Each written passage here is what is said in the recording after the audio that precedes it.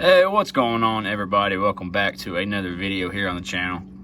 I got something a little bit different here planned for y'all today. Instead of reviewing one diecast, I'm actually going to be ranking my top 5 favorite 124 scale NASCAR diecast. So, yeah, I've been looking forward to doing a video like this for a while now, so I'm glad I'm finally getting around to it.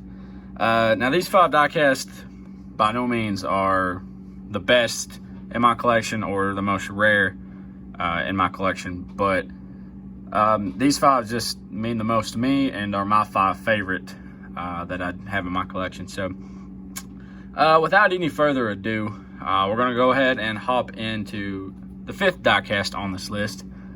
And this diecast could very easily be first, but we'll go ahead and show it off. This is going to be Kurt Busch. Is 2018 fall Bristol win, the night race. So yeah, this is number 5. This came at number 5 because this was a race I attended, and I remember going to it. Rain was always a factor. They actually bumped up the starting time a whole hour, I think, because of rain. But they ended up getting the whole race in. Kurt started this race in 9th and led a total of 24 laps. And I'm pretty sure he held off Chase Elliott and Kyle Larson coming to the finish to capture his win. So it was cool seeing Kurt. He was extremely excited on the front stretch doing his interview, and that was really cool to see. I haven't dusted these off or anything, so excuse that. But, man, you got to love the front of this car. It's absolutely destroyed. I got the antennas because this is an Elite, and got a bunch of just classic Bristol rug and dirt and wear and stuff all over it, so that's nice to see. You got Monster Energy on the back, and Haas, my Den's 326. And yeah, this diecast is probably the first. I haven't had it very long, so this is probably the first that really showed me how nice Elites were today compared to normal diecasts. So you got some scrapings on the side right here, but all in all, very solid diecast. Definitely one that I'm glad I got in my collection, and it was cool seeing Kurt win. But that's going to do it for this one. We'll go on to number 4.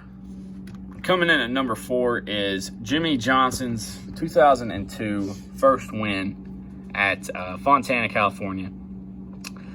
So let me start off with saying Jimmie started 4th in this race and led a total of 62 laps.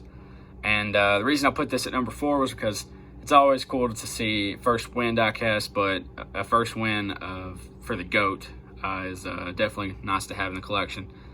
And I've actually picked this up at a flea market about a year ago for I think around 15 to 20 bucks. So it's definitely a nice find.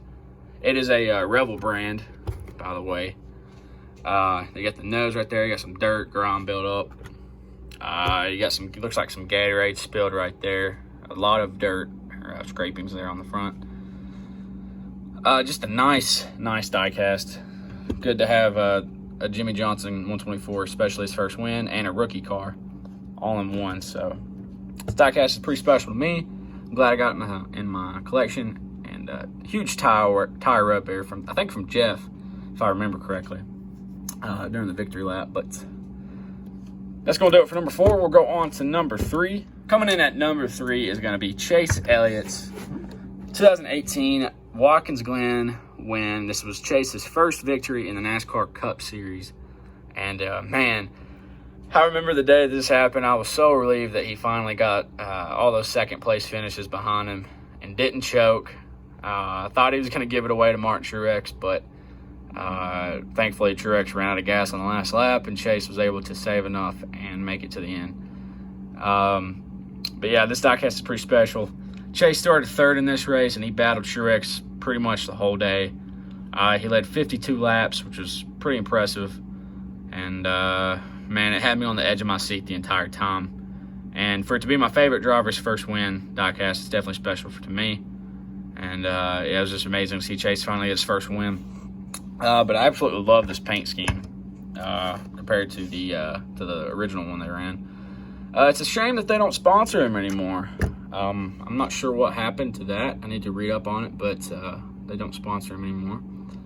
I've heard that this diecast is creeping up there in value too, so I'm glad I got it for that reason. And probably the coolest thing on this to me is the rims. How they actually look worn out and stuff. They could easily just put some plastic orange rims on there, but they took their time with it, looks like, and gave us something, some quality. So it's coming from Lionel, that's pretty impressive. You got some bumping marks right there, probably from Jimmie pushing him on the last lap when he ran out of fuel, which is also very, very cool to see. And yeah, just a very, very nice diecast. Very iconic. One that everybody should probably have in their collection at some point. That's going to do it for number 3. We're going to move on to number 2. Coming in at number 2 is going to be Chase Elliott's 2013 first truck win at Canadian Tire / I think it was called Bowmanville at the time, if I can remember correctly. So this was Chase's first ever NASCAR sanctioned win. He was 17 years old. I can only imagine what I was doing at 17. I think I was playing football, but I couldn't imagine being 17 and getting it done out there on the track. So I think that's still a record to this day for the youngest winner in the truck series. So I'll have to double check that because I'm not 100% sure. But Chase started 4th in this race at Canadian Tire, and he led a total of 22 laps. And this race actually had some controversy at the end. Him and Ty Dillon. People say Chase moved Ty Dillon. I'm not 100% sure. I think it was just a racing deal, both two young guys going for the win. But I looked up, when I was looking up stats for this, I seen a bunch of headlines that were like, Chase Elliott dumps Ty Dillon to get first win. And then I seen another one that was just like Chase Elliott just demolishes Ty Dillon. But, hey, man, a win's a win. And I got this autographed off eBay, so I'm not 100% sure if that's legit. I'm going to pray and hope and assume it is. So, but we'll start off with the nose. We got the Aaron's Dream Machine. Go on to this side. I got this off of eBay for well over $200. So, and I got it autographed. And I had been looking for this thing forever. And I honestly didn't even think I was going to get it. But I seen one for right around $200. And I was like, that's probably the lowest that it's going to get, especially for the race version. Because I've seen the standard go for more than $200 for sure, non-autographed. So I definitely seen it, and I just had to pick it up. So we'll start off with this right here. You got some tire marks right there, probably from the contact with Ty. You got the rookie stripes back there. Anytime you can get a good truck in your collection, it's definitely worth getting. So beautiful 94 right there. Gotta love to see it. So yeah, nothing else really going on with this. Just a good diecast to have. I'm glad I finally picked it up and got it in my collection. But that's gonna do it for number 2. Now, this diecast means a lot to me. A good story behind it, and it might not be the best diecast out there, but to me it's special, and it's probably my favorite in my collection. So we'll go ahead and get to it. Coming at number 1 is Jeff Gordon's 2007 DuPont Darlington win from 2007. I don't know if I said that, but yeah. So this was actually the first race that I ever attended when I was a kid. I was 7 years old, and I remember at my birthday party I got surprised with these tickets. So we go to the race on a Saturday, and it's about a 6-hour trip, and gets rained out. It rained the whole night. We go back to the hotel, and I lose my Game Boy Advance. And so that was a struggle for me.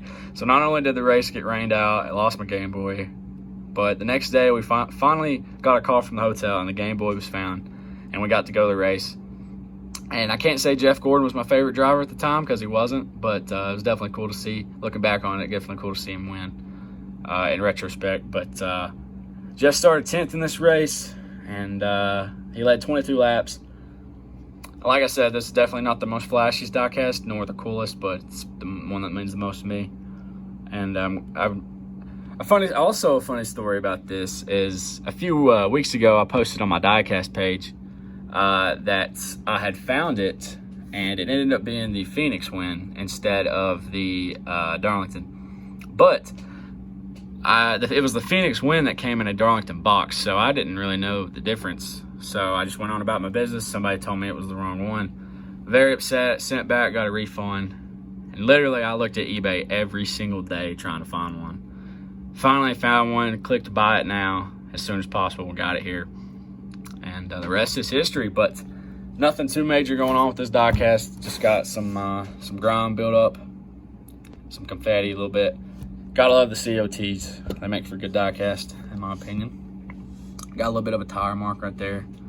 I'm not gonna go too in deep on these reviews. I'm just giving you all a little 360 of them. But yeah, that's about gonna do it for this. You got your Darlington stripe right there. Definitely cool to see. That's going to do it for this video. It's been fun ranking my top 5 favorite diecasts in my collection. Please like and subscribe if you want to see more videos and want to see more content. I'm really enjoying popping these out. But again, thank y'all for watching. Y'all have a great day, and I'll see you all in the next one.